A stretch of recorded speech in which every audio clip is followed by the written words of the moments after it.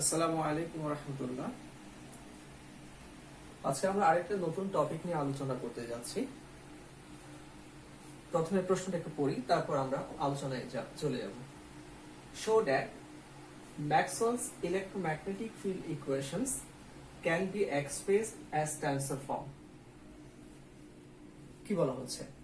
Maxwell's electromagnetic field ইকুয়েশনকে tensor ফর্মে লেখা যায়, এটা প্রমাণ করুন।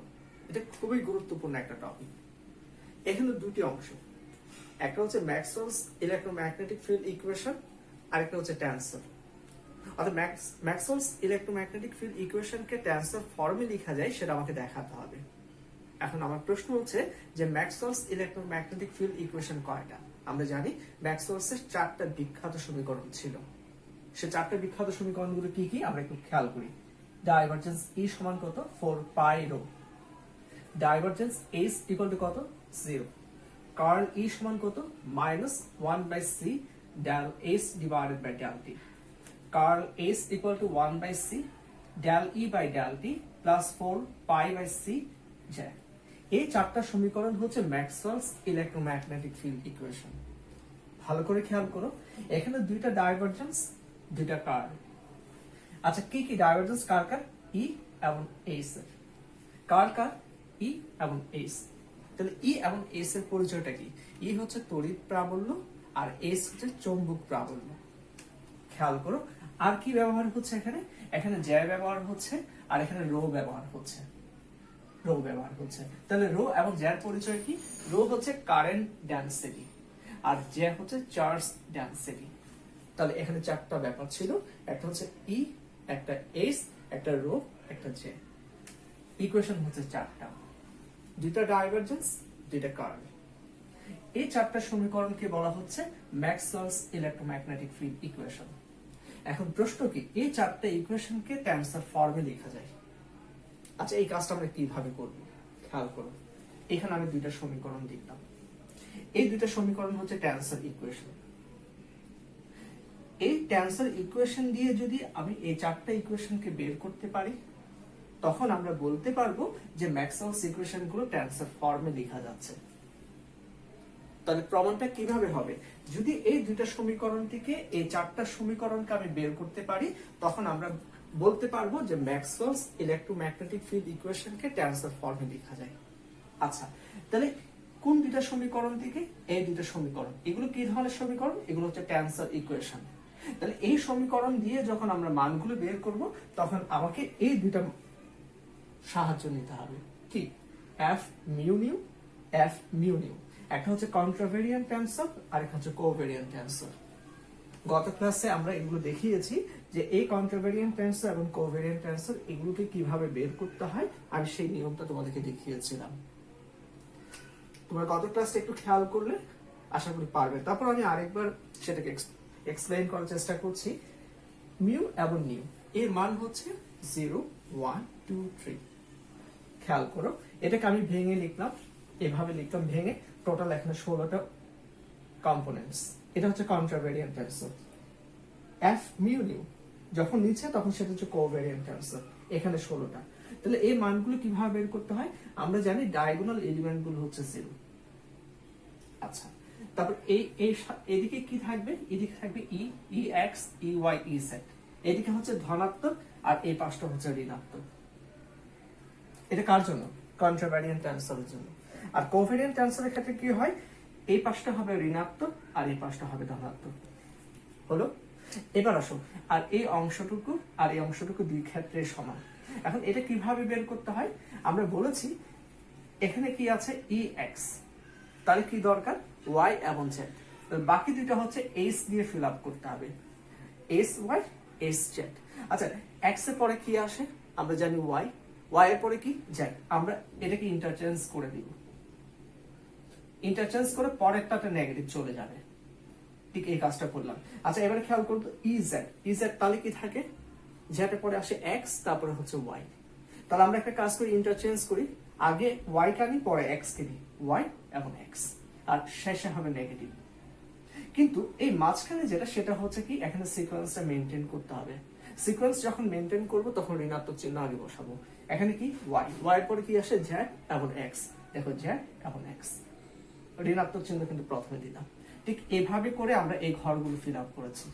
ঠিক এখানে এস যেভাবে ফিল আপ হলো ঠিক একই নিয়ম এখানে সেটা ফিল আপ হবে।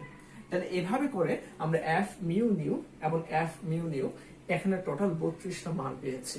এই 32টা মানের সাহায্য নিয়ে এই সমীকরণের মানগুলো বসিয়ে যদি এই 4টা সমীকরণকে আমরা বের করে আনতে পারি, তাহলে আমরা বলতে পারবো ম্যাক্সওয়েলস ইলেক্ট্রোম্যাগনেটিক ফিল্ড ইকুয়েশনকে টেনসর ফর্মে লেখা যায়।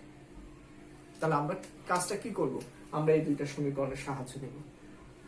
সাহায্য নিয়ে কি করব? এই মানগুলো বসাবো। মানগুলো বসালে এই 4টা সমীকরণ যদি বের হয় তাহলে আমার প্রমাণটা চলে আসবে। এটাই হচ্ছে আমার প্রসিডিউর। ওকে, আমরা পরের অংশে চলে যাব।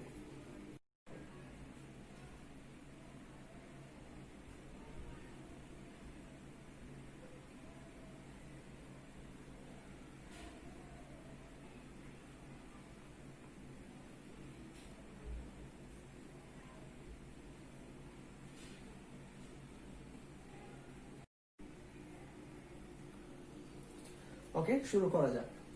তাহলে আমরা প্রথম ক্যান্সেল ইকুয়েশনটা লিখলাম। আমরা এই সমীকরণ থেকে প্রথমে দুইটা সমীকরণকে বের করে আনবো। ভালো করে খেয়াল করুন, এখানে কি কি আছে? মিউ, নিউ এবং সিগমা এফ এর মধ্যে আছে এবং এক্স এর মধ্যে আছে। তাহলে মিউ, নিউ এবং সিগমার মান কি কি হতে পারে? 0 হতে পারে, 1 হতে পারে, 2 হতে পারে, 3 হতে পারে। 4টা মান 0, 1, 2, 3। আচ্ছা, এক্স এর উপর যখন মানগুলো থাকবে কি কি হতে পারে? x0, x1, x2, x3। আমরা কত স্পেস কাজ করছি? 4 ডাইমেনশনাল স্পেসে কাজ করছি। তাহলে দেখো তো, আমার এই x1 মানে হচ্ছে x, x2 মানে হচ্ছে y, x3 মানে হচ্ছে z, আর এটা হচ্ছে টাইম স্পেস। এখন হচ্ছে x0 মানে হচ্ছে সিটি। তাহলে এটা আমরা জানি।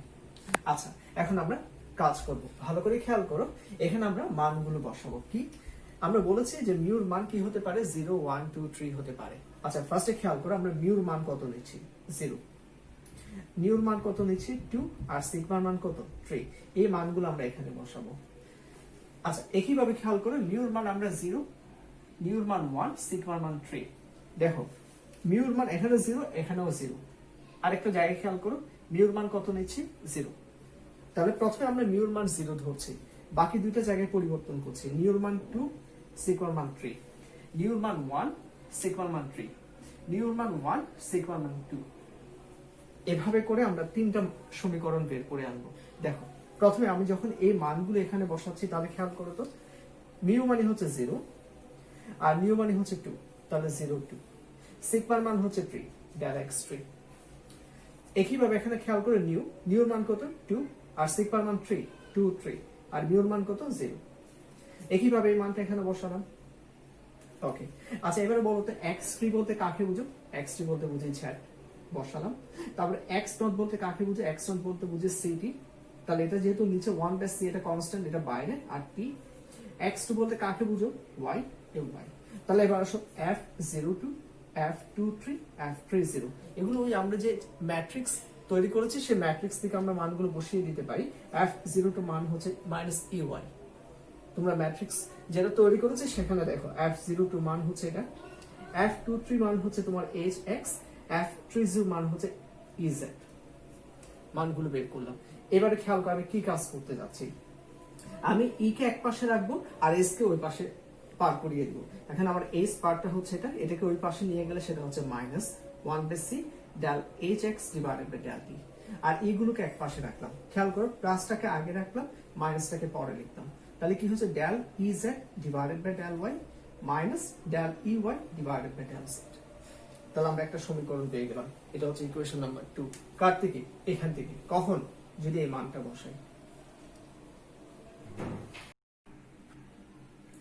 আচ্ছা, এবারে যদি আমরা এই মানটা এখানে বসিয়ে দিই ঠিক আগের মতো করে, মিউর মান হচ্ছে 0, নিউর মান হচ্ছে 1, সিগমার মান হচ্ছে 3।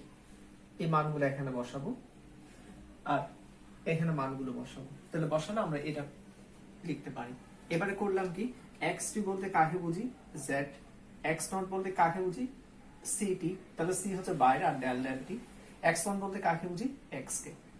f01 সেটা হচ্ছে আমরা ওই ম্যাট্রিক্স থেকে লিখবো, সেখানে মানটা আছে -ax। f13 মান হচ্ছে -hy, f30 মান হচ্ছে ez।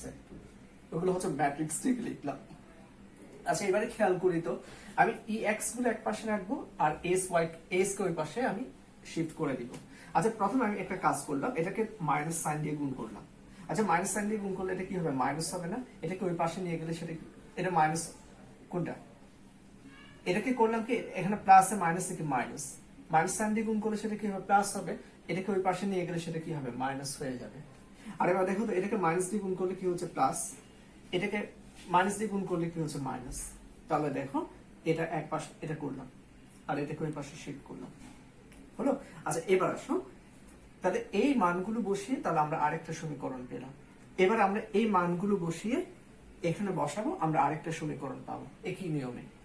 এখানে আমরা x2 x0 x1 এর মানগুলো বসালাম, f01 1 2 2 0 মানগুলো বসালাম, ঠিক একই নিয়মে উপরে যে কাজগুলো করেছি ঠিক একই নিয়মে এখানে একই কাজগুলো করলাম।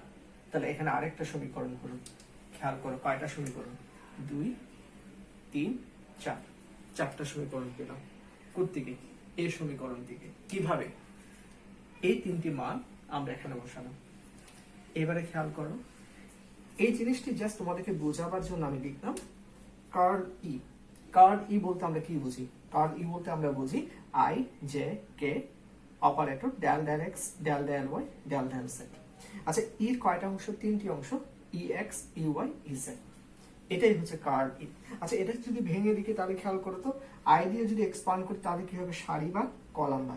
তাহলে এই চারটা অংশ del E Z del del Y minus del U E Y del del Z. এটা যদি আই দিয়ে করি, একইভাবে আমরা জে দিয়ে করতে পারি, তখন এটা বাদ এটা বাদ এত মাইনাস এত, আর যখন কে দিয়ে করবো তখন এটা বাদ এবং এটা বাদ, তখন কি হবে, এত মাইনাস এত। আচ্ছা আয়ের জন্য কি হচ্ছে দেখো তো, আয়ের জন্য খেয়াল করো তো, এই অংশ বাদ এই অংশ বাদ, তাহলে এই চারটা অংশ না, তাহলে কি হচ্ছে del E Z del Y minus del E Y del Z. দেখো তো এটা আয়ের কম্পোনেন্ট না, আয় দিয়ে যদি ভাঙো তাহলে এই আয়ের এখানে যে অংশটা পাচ্ছ এটা এখানে পাচ্ছ না। এবারে খেয়াল করো তো, এটা কার কম্পোনেন্ট, এটা জেড কম্পোনেন্ট, জেড দিয়ে এক্সপান্ড করলে যে অংশটা হয় সেটা হচ্ছে এটা। আচ্ছা এবারে খেয়াল করো তো, এটা কার, কে দিয়ে যদি এক্সপান্ড করে যেটা হবে এটা হচ্ছে কে এর কম্পোনেন্ট। তাহলে এটা কি পাচ্ছি, এটা হচ্ছে আয়ের কম্পোনেন্ট, এটা হচ্ছে জেড কম্পোনেন্ট, এটা হচ্ছে কে এর কম্পোনেন্ট। পরে আমরা দেখাবো এটা দিয়ে আমরা কি করতে চাচ্ছি। আচ্ছা এবারে বলছে কি 2 3 এবং 4 থেকে কি পাই। আচ্ছা দিয়ে দেখো তো, লেফট হ্যান্ড সাইড হচ্ছে এটা, এটা হচ্ছে আই এর কম্পোনেন্ট, 3 এর লেফট হ্যান্ড সাইড হচ্ছে এটা, এটা হচ্ছে জে এর কম্পোনেন্ট, এটা হচ্ছে কে এর কম্পোনেন্ট। তাহলে এটা যোগ এটা যোগ এটা, এই তিনটাকে যোগ করলে আমরা কি পেয়ে যাচ্ছি, কার্ল ই পাচ্ছি। এটা কিভাবে হলো একটু আগে আমি ব্যাখ্যা দিয়েছি। তাহলে 2 3 4 এর লেফট হ্যান্ড সাইড হয়ে যাচ্ছে কার্ল ই। আচ্ছা রাইট হ্যান্ড সাইডে কি হচ্ছে দেখো তো, প্রত্যেকটা অংশ 1/c কমন উইথ নেগেটিভ, সেই কাজটা করলাম। আর বাকি থাকলো কি H X H Y S Z. তাহলে এই তিনটাকে আমরা সংক্ষেপে কি বলতে পারি, সেটাকে আমরা এস বলতে পারি। তাহলে কি হলো, কার্ল ই সমান দাঁড়িয়ে গেল -1/c del S divided by del T. তাহলে এটা হচ্ছে একটা ম্যাক্সওয়েলস ইলেক্ট্রোম্যাগনেটিক ফিল্ড ইকুয়েশন। কয়টা ইকুয়েশন ছিল, চারটা। তাহলে আমরা অলরেডি একটা বের করে ফেললাম। কোন সমীকরণের সাহায্য নিয়ে, এই টেন্সর ইকুয়েশন দিয়ে। তাহলে এই টেন্সর ইকুয়েশন দিয়ে আমরা একটা সমীকরণ পেলাম, আমাকে আরো 3টা সমীকরণ বের করতে হবে। তবে আমরা এই সমীকরণকে আরেকবার ব্যবহার করব, এখান থেকে আমরা আরেকটা সমীকরণ বের করব। এর পরের অংশে দেখাচ্ছি সেটা।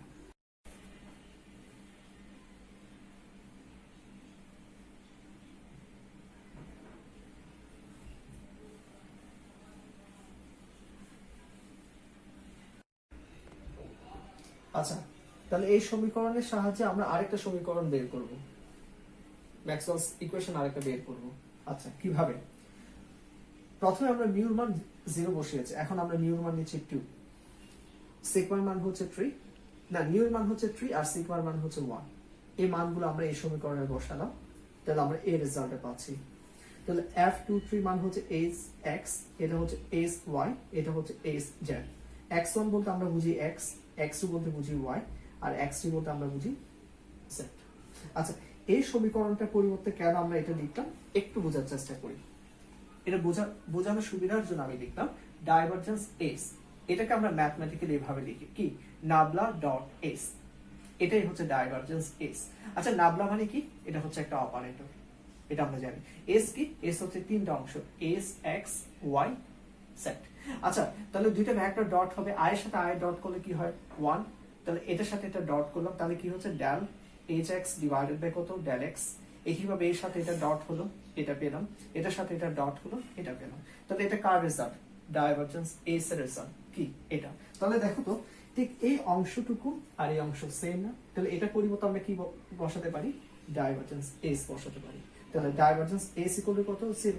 তাহলে দেখো তো এটা ম্যাক্সওয়েলস ইকুয়েশন আরেকটা বের হয়ে গেল। কার সাহায্য নিলাম? এই টেনসর ইকুয়েশনের সাহায্য নিয়ে। তাহলে এই টেনসর ইকুয়েশন থেকে আমরা কয়টা সমীকরণ বের করে আনলাম? দুইটা। একটা হচ্ছে কার্ল আর একটা হচ্ছে ডাইভারজেন্স। তাহলে আমাদের দুইটা সমীকরণ বের হলো, আমাকে আরো দুইটা সমীকরণ বের করতে হবে। এখন আমরা আরেকটা টেনসর ইকুয়েশনের সাহায্য নিয়ে সেই কাজটা করব।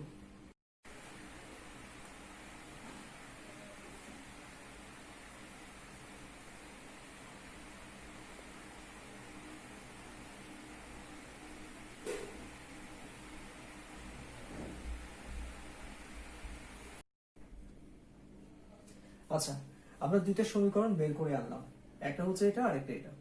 এখন আমাকে আরো দুইটা সমীকরণ বের করতে হবে, এই সমীকরণ আর এই সমীকরণ। এখন এই দুটো সমীকরণ বের করব আমরা এই ইকুয়েশনের সাহায্য নিয়ে। এই সমীকরণের সাহায্য নিয়ে এখন আমি বাকি কাজটা করব।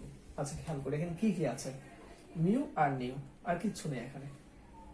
আচ্ছা, এখানে আমি কি করলাম? আমি এখানে নিউর ভ্যালু একবার বসাচ্ছি 1, একবার বসাচ্ছি 2, আর একবার বসাচ্ছি 3।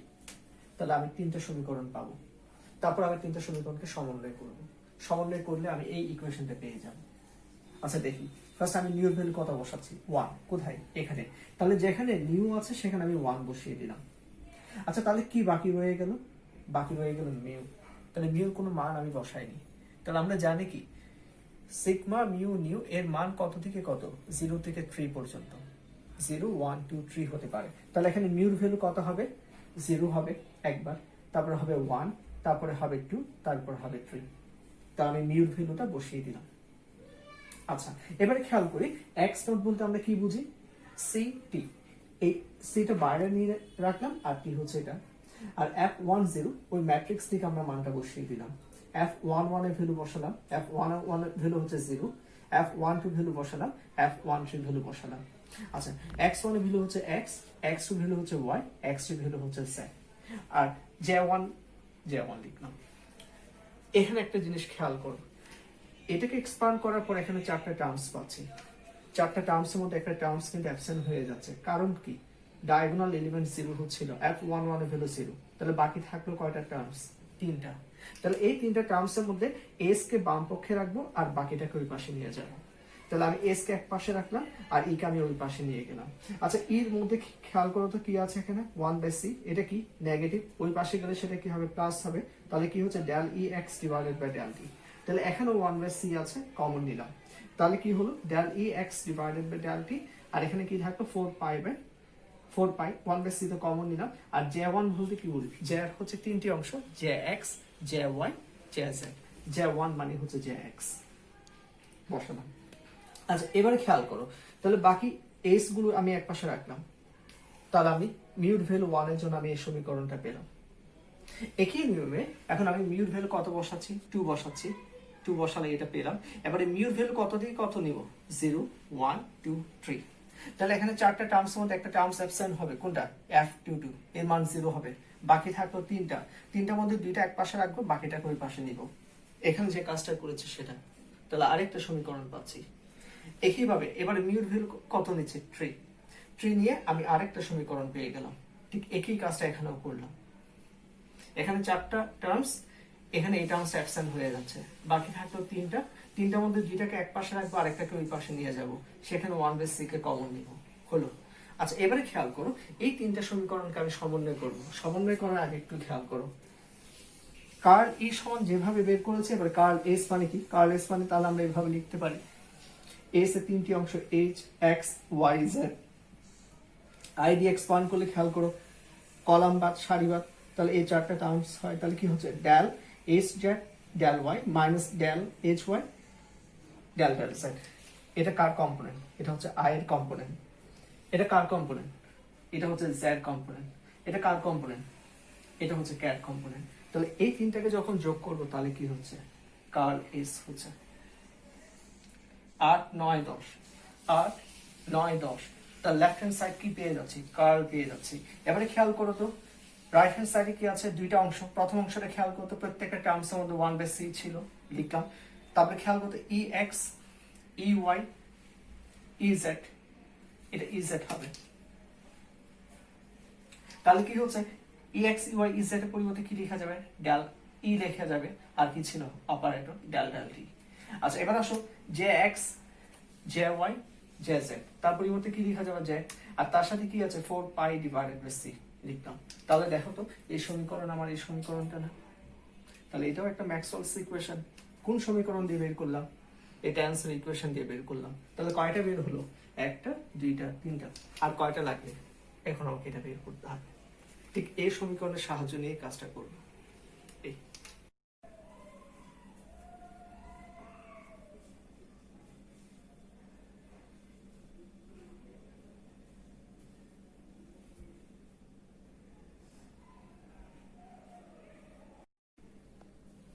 ওকে, আমরা ম্যাক্সওয়েলস শেষ ইকুয়েশনটা আমরা প্রমাণ করব ঠিক এই সমীকরণের সাহায্য নিয়ে।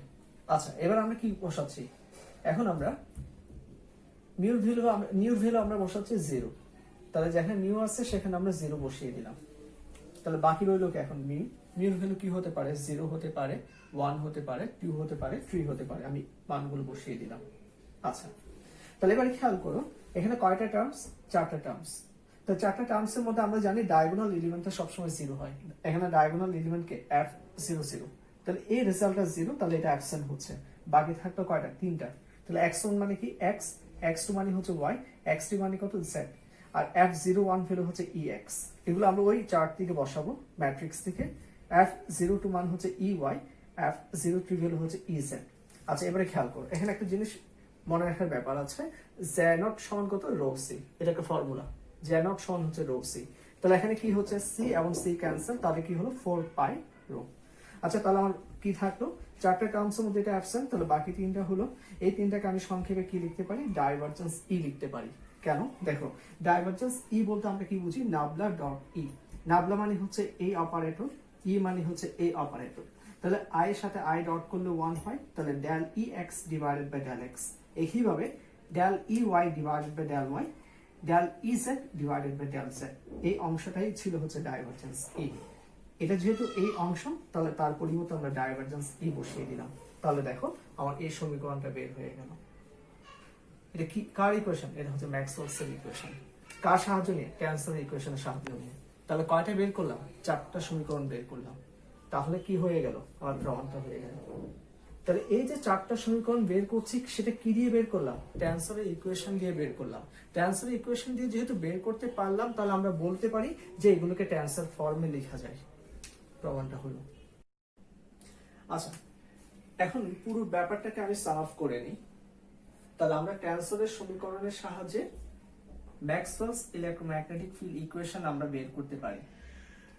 কোন দুইটা সমীকরণের সাহায্যে, এই দুইটা সমীকরণের সাহায্য নিয়ে। তাহলে প্রথম কাজ হচ্ছে দুইটা সমীকরণকে তোমার মেমোরাইজ করতে হবে। আচ্ছা তাহলে এখান থেকে কয়টা সমীকরণ বের হবে, 2টা। এখান থেকে কয়টা বের হবে, 2টা।